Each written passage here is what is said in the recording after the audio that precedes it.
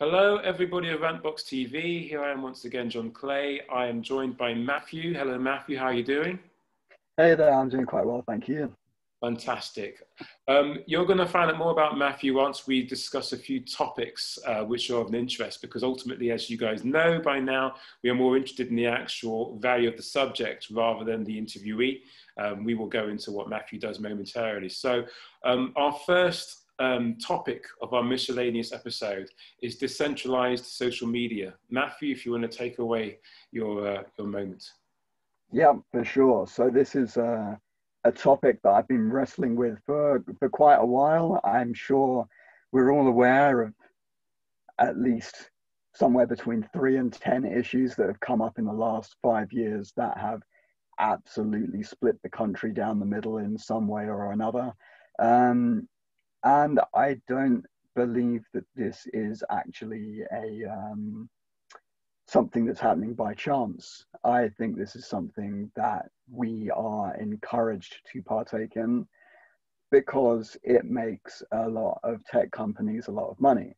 An easy way of looking at this is that the easiest way to spread a packet of information, let's not get too wrapped up in what that piece of information is, but if you have a message or a thing that you want to transmit, essentially, you know, when we first started, memes first started popping up on the internet, the idea of viral media started coming up, and very quickly people started to want to work out, how do you manufacture virality?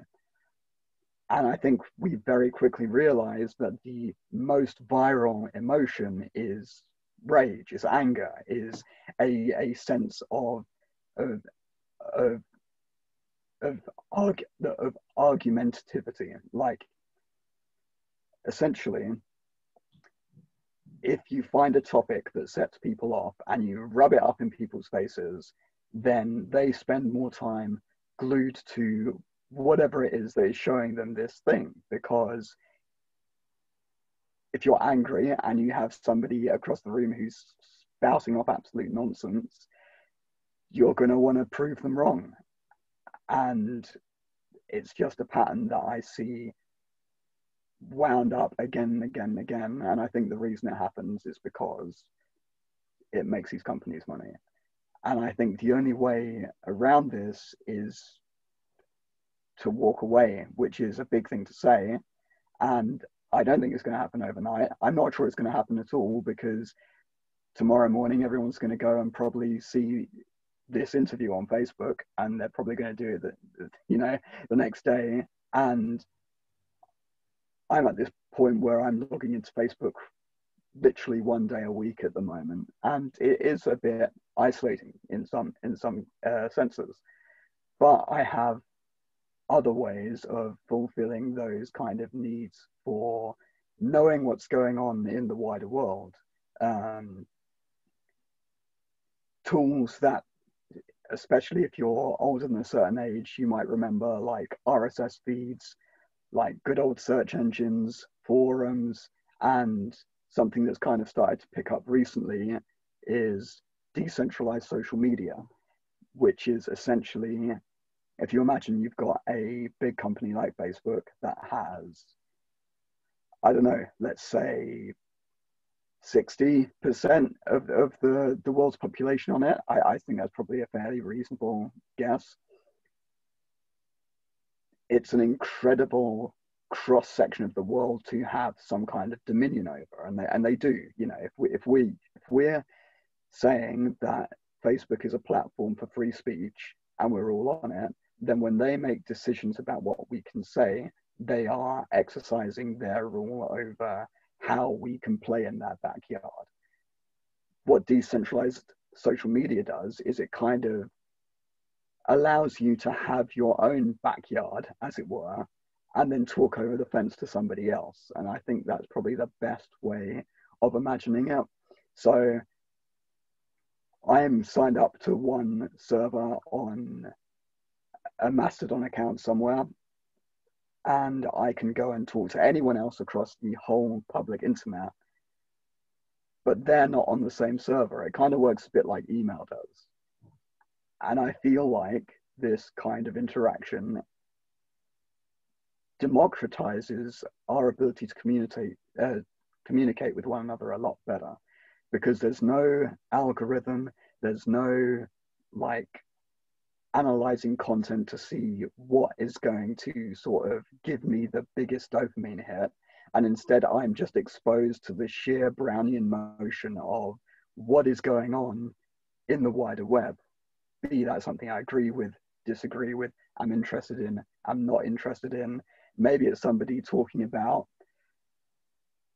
I don't know, that they went and bought some broccoli today.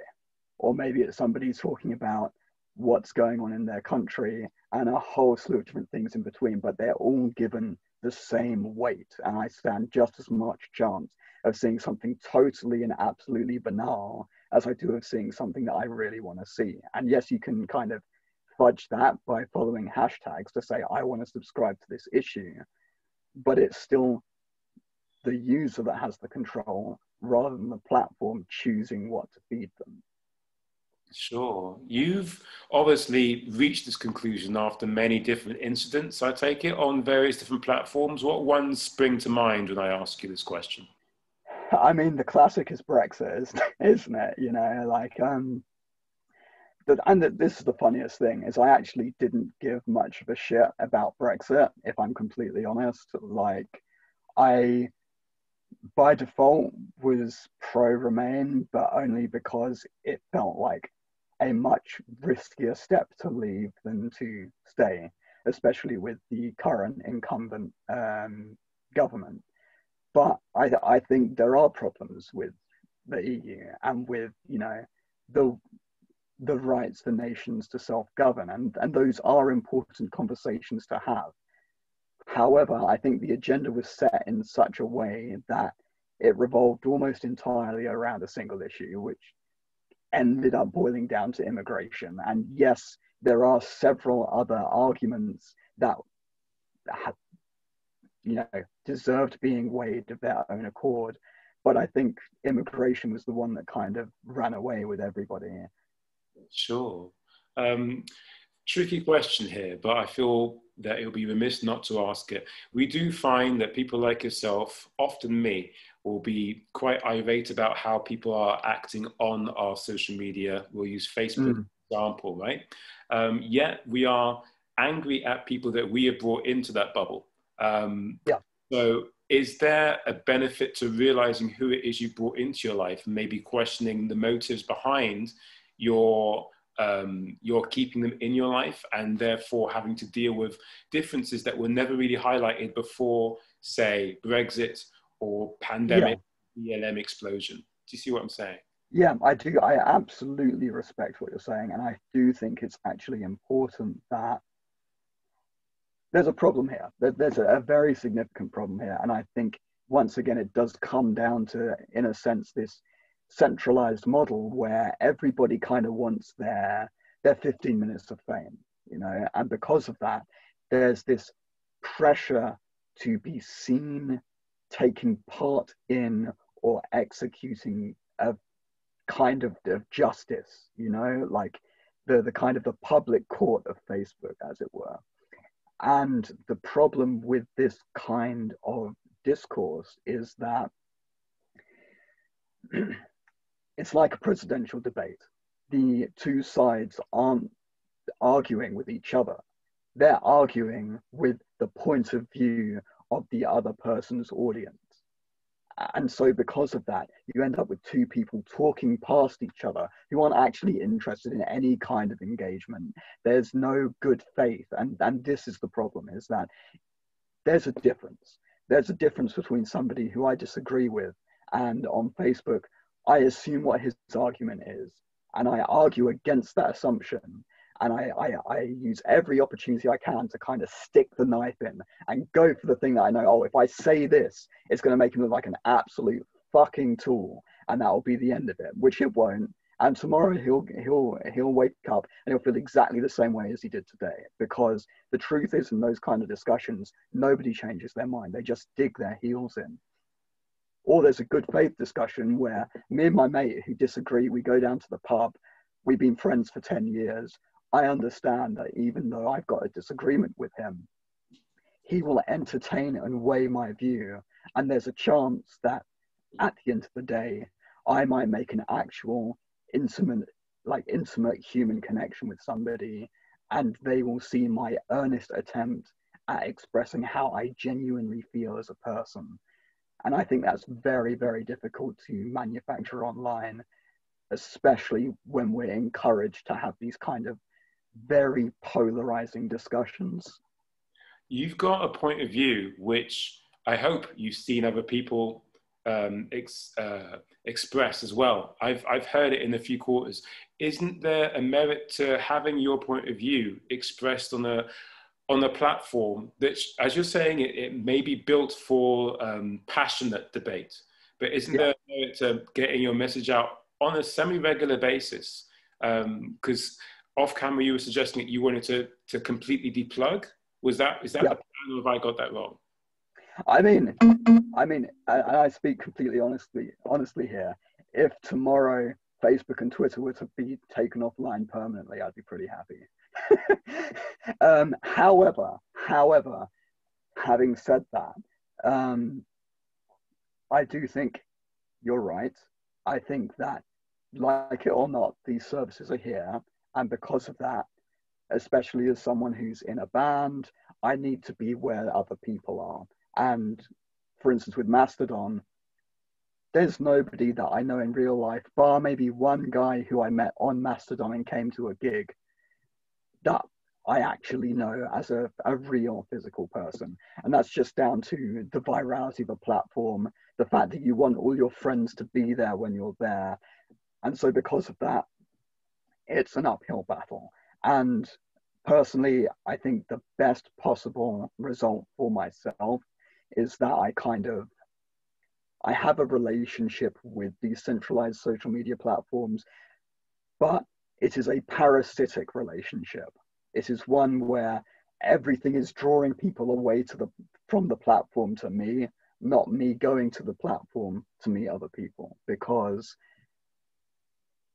it's their business model. Like, how they make money is they watch what people say, they crunch that data, and then they give it to people who want to abuse it, be that corporations, governments, like swaying, results of political elections. These aren't, it sounds like conspiracy theories, but you only need to see like The Great Hack on Netflix to appreciate the fact that even in microcosm, these sort of propaganda campaigns are being carried out. They are a fact of life. It isn't just conspiracy. People might overblow them, but it is a concern. And I think the only way to get away from that is to try and spread a little bit of critical thinking and a little bit of kind of taking a step back, taking a breath and thinking, did I enjoy that just now? When I went on Facebook today, did I come back feeling more or less stressed than I did when I went in? And what I found today is, because as I've mentioned, I'm down to about 1 day a week checking Facebook just to see, has anyone mentioned the band, anything like that? And before I know it, I'm seeing about 10 different things that are very, very incendiary. And if I'd spent much more time on there, I can bet you I'd have fallen straight back in to wanting to get into a fucking argument with somebody. I it's. I think that at some point, the people that are looking to prove themselves right will start questioning that ego mindset, and that playing to the gallery, as it's known, is going to be something that you could easily see, and it becomes socially frowned upon. But sorry, I interrupted you. What were you saying just then? I was just saying, having kind of unplugged a little bit, I now find when I do go onto these more algorithmically controlled platforms that quite quickly I find myself encountering things that are basically designed to stress me out. And it started to make me think that as a culture, we're maybe not quite as aware of the mental health effects this kind of news messaging is having on us as a population. And I mean, to be honest, it's not even just the social networks anymore, because if you watch public broadcast media, I'd say maybe, a quarter of the stories now rely on some way on what's being said on social media. Yeah. Like, it's kind of ridiculous how even our news broadcasts are taking the idea of clickbait and the idea of, these hooks and reproducing them. I don't think it's a healthy way of messaging. And I say that as somebody who graduated in graphic design and has had at least a little bit of time to kind of ruminate on how we communicate as people. Sure. So much that I love what we're talking about. I'm just very aware that we've got 2 other subjects to get into. So if we can go into the next one. Yeah, of course. What is the next thing that we've got written down on your handy little notepad? Yeah.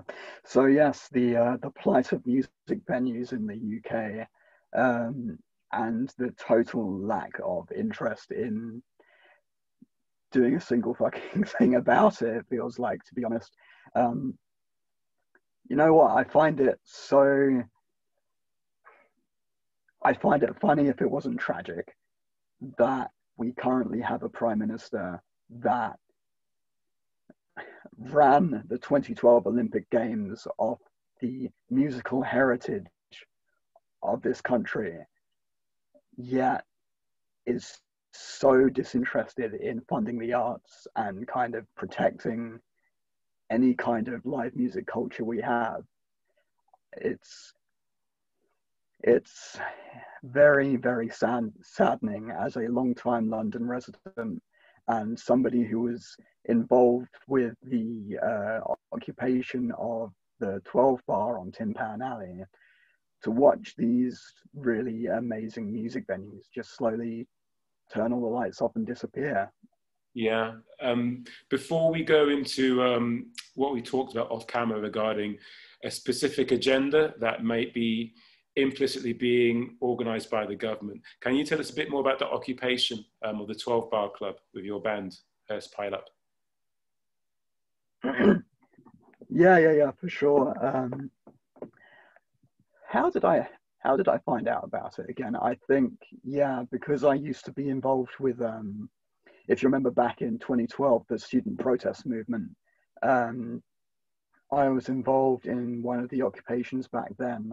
And one of my old friends from there just sent me a message on Facebook one day being like, yeah, we managed to crack the 12 Bar and we're occupying. And I started popping around after work every now and again. I started going to a bunch of the general assemblies, sort of taking part in the whole wavy hand consensus politics stuff.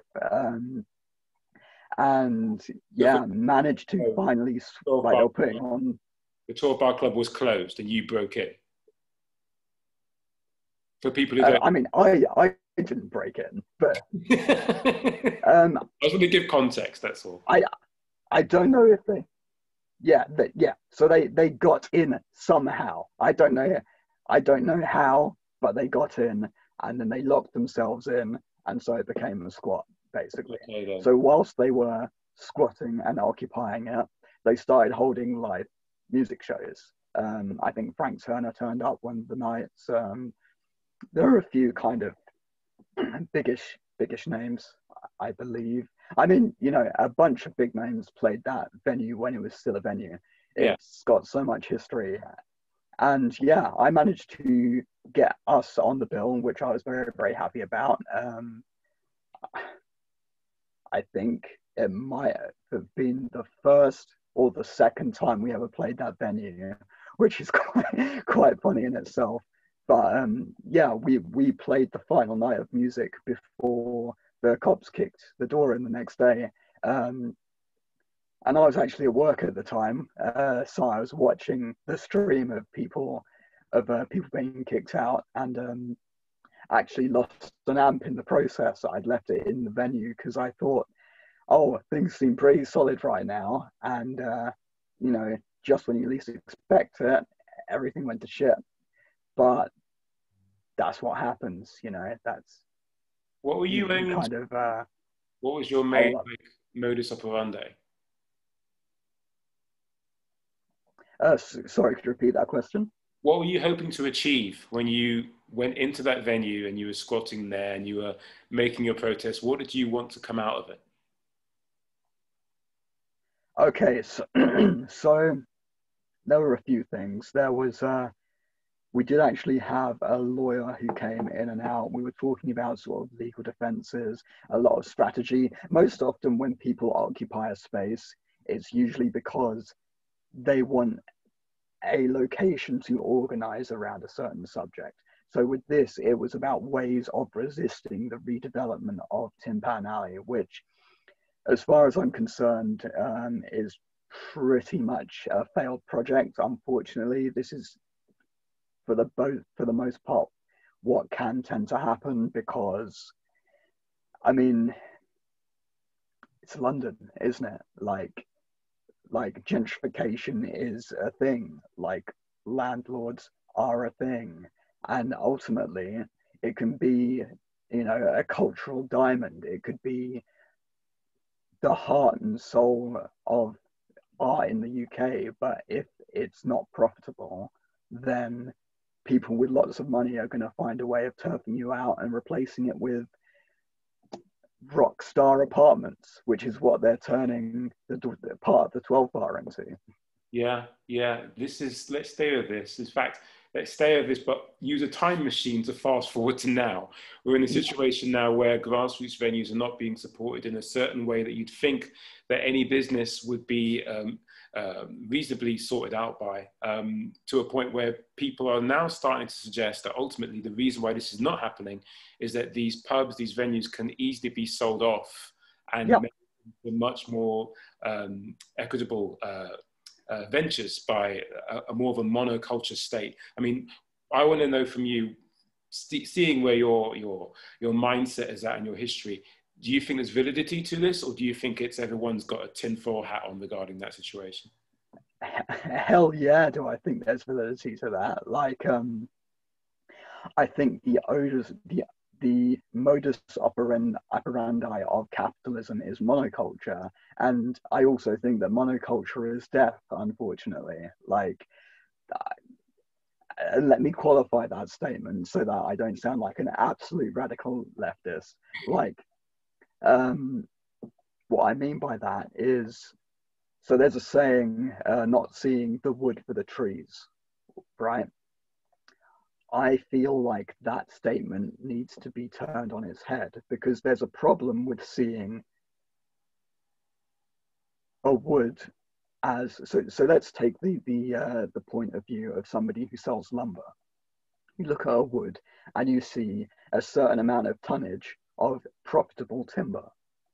The problem with that is a wood isn't just timber. It is a complex ecosystem of various different interacting species, and all of these species rely on each other to be in balance. And we've kind of put ourselves in a position now where I think we've only got something like 60 fertile harvests left if we keep farming the way we are today before we lose soil fertility, because we can't see the trees for the wood. We can't appreciate that when you look at something in microcosm and the complex interweaving of the mycelial network in the soil that feeds the plants, the way that the plants offset one another's illnesses, like you have two choices. You do monoculture where you need to dust crops, kill pests, it's very, very intensive and depletes the soil, or you employ a polyculture system where you grow several different species alongside one another and they actually ensure each other's survival. The problem is that's not profitable because I don't want this melange of different vegetables. I want an entire field of corn. Yeah, Um, people are being told to get real jobs, that their employment as it was before the pandemic was not economically viable. What do we do with this kind of information? You know, I know people who are now packing fruit who are really good at mixing sound. Do you have any kind of like idea as to what to say to those people? I don't know. Maybe I'm putting you on the spot here, but Rantbox TV, here we are. What would you say to that? Okay, so if to paraphrase your question, it's how do we deal with the lack of? Okay, no, I think I need you to kind of just give me that question one more You're on time. the right lines. We can paraphrase it together. How do you feel the lack of responsibility this government has towards those who work within the venues, those who create sound, the promoters, the bands themselves? What do we do as an underground? I'm talking to you as an underground. Yeah, of course. And I think very much in the same way that we've kind of got through parts of this pandemic by creating mutual aid groups, we kind of need to legally or otherwise do it for ourselves. Like we need to build resilience networks that allow us to directly connect with one another, because honestly, I don't think the cavalry is coming. I'm sorry to say. I wish I could say that the cavalry is coming, but I don't think it is. Like the denial of that. The Conservatives have made it to be a part of the issue. Sorry? You think a denial of that reality from some of our quarters could be some of the issue? Like, I won't mention names, but I was having a conversation on the comment thread, and someone didn't seem to realize that this situation isn't necessarily going to right itself. And they seem to suggest that, you know, there's a certain kind of, I don't even want to use the word, it feels so horrible now, but the idea of hoping that this will suddenly transform, I'm not really into that anymore. And I think that the more conversation we have about this could be more fruitful. But yeah. Would be good. I completely agree. I think people need to be encouraged to find their own solutions and realize that it is possible to take power into your own hands. And I think that is a hard lesson for a country that didn't have a revolution, that didn't, you know, the English are a culture that are very used to taking orders and very comfortable with that.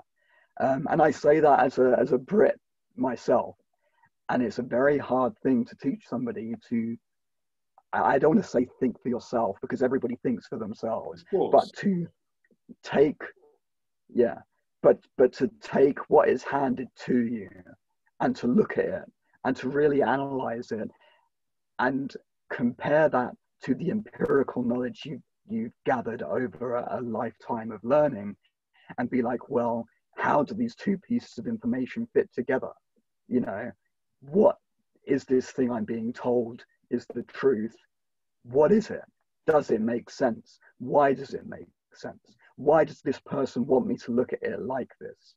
They're questions that I have frustrating conversations with people I know who just take what they hear off the radio at face value, because if it's being told by a trusted authority figure, then it must have a kernel of truth to it. And maybe it does. But the problem is, if you don't force yourself to look at it and say, could they be wrong?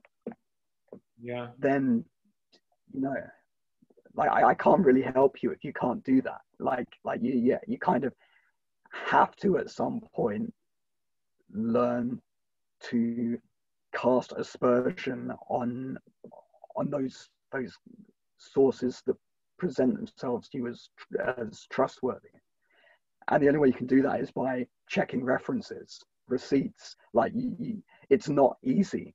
Like fake news is a thing because people don't check where the facts come from. And the only way you can do that is by engaging your critical brain, taking a step back and being like, where does this logical chain lead to?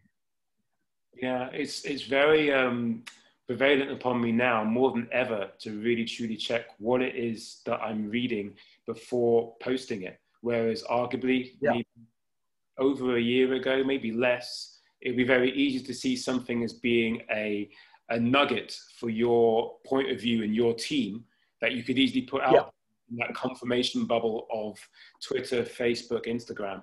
But if there's any good that's come out of the vision that we can clearly see is there, is that people really need to figure out exactly what it is that they're putting out into the world if they're going to truly help it, you know, be a more functional place, a more functional reality. And that could be good, more nuance. I think regardless of what you and I, from what I can see, definitely agree upon, there will be people out there who do feel that there are seeds for hope within how the government works. I'd be very keen to hear what those people have to say if they want to get in touch and be on another program. We have one more subject on your handy notepad. If you wish to enlighten us as to what that subject is, we can go forward with it. Yeah, for sure. I mean, it segues quite nicely because that is like this idea of questioning what is presented to you as truth. This idea of engaging some critical thinking is basically what I try to do with every song, give or take, that I write for Hearst Pile Up. Like every single song I write, I try to take a tack where I write about an issue in a way that is relatable to somebody in their everyday life. I try and analyze it from a point of view where we're not talking about, I don't know, like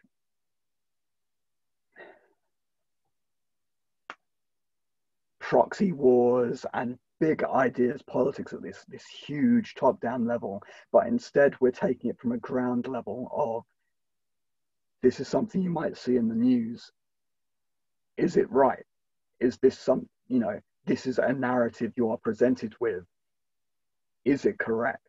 And I'm not necessarily trying to feed the right answer to anyone when I write the lyrics that I write, but I try and poke a soft spot where I know somebody may not have fully thought about something. Or if they did think about it a bit more, they might find that there's a bit more nuance there than is usually presented.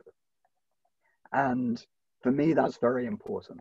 Like, it's very easy for an artist to wax political, but I'm not saying that's wrong either. Like I love System of a Down, Rage Against the Machine, like bands that will take it head on and just machine gun facts at you in a way that makes sense and is a, you know, a functioning argument. But I don't see myself in that position. I like to come one step closer to the audience and instead say, this is a problem. Why is this a problem? This is a problem. Have you thought about the effect it has on your everyday life? You know, take a look at this problem and come up with your own solution. Because I'm not qualified to tell anyone what to think, you know, like that's not my role. My role is, or at least the role I've created for myself, is to try and give a compelling through line for somebody else to just pull on, and they don't even need to think that hard. If it strikes a chord, if it puts a couple of words in their head that wouldn't have been there before, then I've done my job. But for me, it's all about, you know, the seed of doubt, creating a little point of critical thought. Maybe there was one there before, maybe there wasn't. Half the time I'm probably preaching to the converted anyway, but the goal is to try and encourage people to take a step back in a way. Sure. The terminology is probably quite tainted now when you think of people like, say, Paris Hilton, but do you see yourself as a social influencer? No, I don't at all. If we define what we mean by social influencer and then look at what you said, that's pretty much the same thing. I just think that the terminology is something that you probably want to shoot dead No. I mean, you're not wrong. It's more that I don't have I feel I don't have the profile to be a social influencer. So it's like, like, yeah, no. What I would say is that because I have this conversation quite regularly about, propaganda and trying to influence somebody's thought patterns and kind of the authoritarianism of trying to tell somebody else what to think. And my answer to that is communication is thought control. Like, when I say something to you, if it's not a greeting, if it's an attempt to have a discussion where we are exchanging ideas, the things I say are weaponized to try and change your point of view. And that's not like me being nasty. That's nothing like that. But the point is, if you're having a discussion with someone where you feel like you are right, then the reason you say something is because you want to change their mind.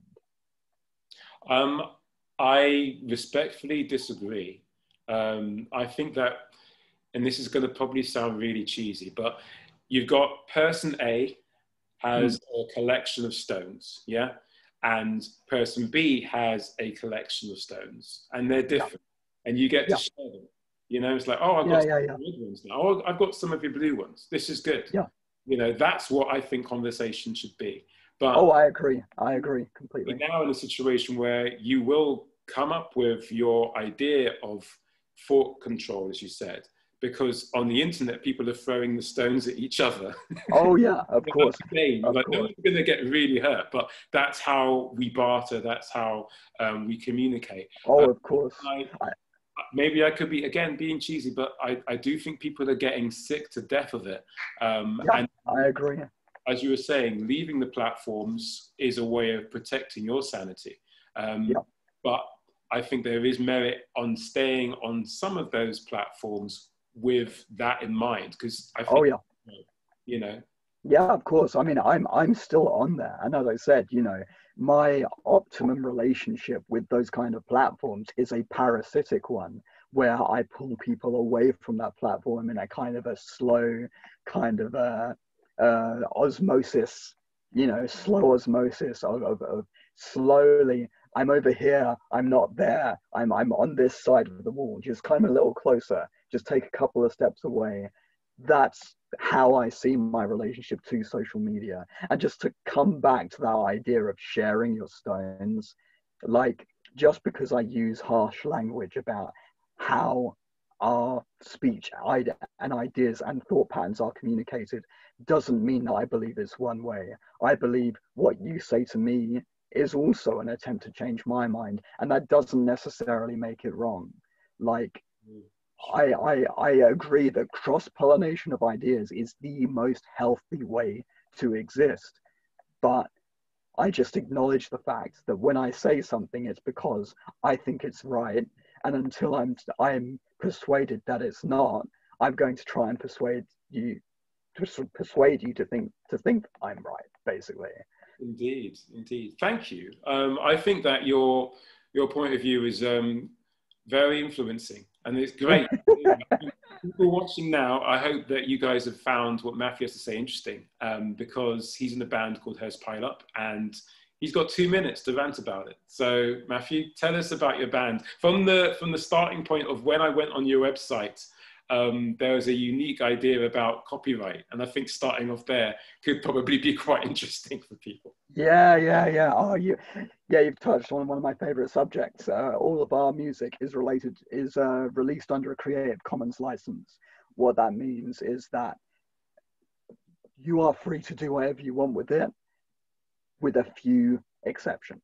So essentially, we have a few rules about how you can use our music just to protect us as musicians. But apart from that, you can make money off it if you want to use it.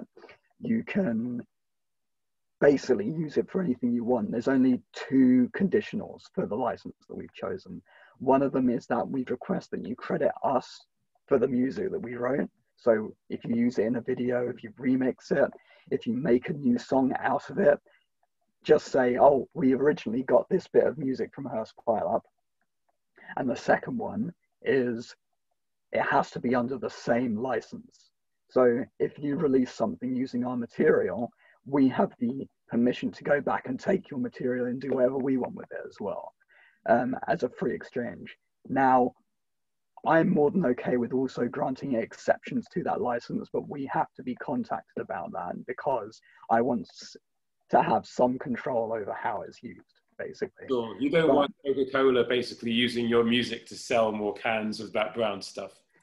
I mean, the nice thing about that arrangement is if they did, I could go and take their fucking advert and do whatever I wanted with it. So, I mean, to be fair, I couldn't because they have bigger lawyers than us. But, you know, it's a nice idea. Well, let that float out there. If anyone works for Coca-Cola, you know what to do when it comes. Where can people go to see your band online? Obviously, they can't really see you live just yet, but where can they go? Yeah, it's been a while since we've been in the rehearsal rooms, but if they want to come see us online, they can find us at hearstpileup.rip, which is our main website. You can also find us on Mastodon at heavymetal.club/hearstpileup. And we are on Facebook, and we've got a new album in the works. Once the release process on that gets fully into gear, we'll be posting on the usual socials as well, obviously, because you can't not. Like, at the end of the day, it's where the people are. And oh yeah, we're on YouTube as well, but I can't remember what the URL is, so you're just gonna have to search Hearst Pile Up. Okay, well, I'll tell you what, if everything has gone to plan and my brain isn't too frazzled, there should be links inside this video, at least in the description box, telling people where to go to check out Hearst Pile Up. Thank you, Matthew. This has been great. Thank you. I hope that people get into it. Rantbox is basically online, doing a new video every Friday. At some point in the very near future, we'll be doing a special Rantbox TV video regarding The Boys TV program. I don't know if you've been watching that, Matthew. Have you been watching The Boys? I haven't actually. I have heard the name, but I haven't watched any of that at all, I'm afraid. Okay, check it out. Like we did with, I'm thinking of Ending Films, a film by Charlie Kaufman. We'll use a piece of media content. In this case, it'll be a TV program to talk about bigger issues. So The Boys will be talking about US foreign policy, branding, and the stench that celebrities make when religion no longer is taken seriously. But until that time, I shall say goodbye to you and goodbye to them. Thank you very much. Goodbye.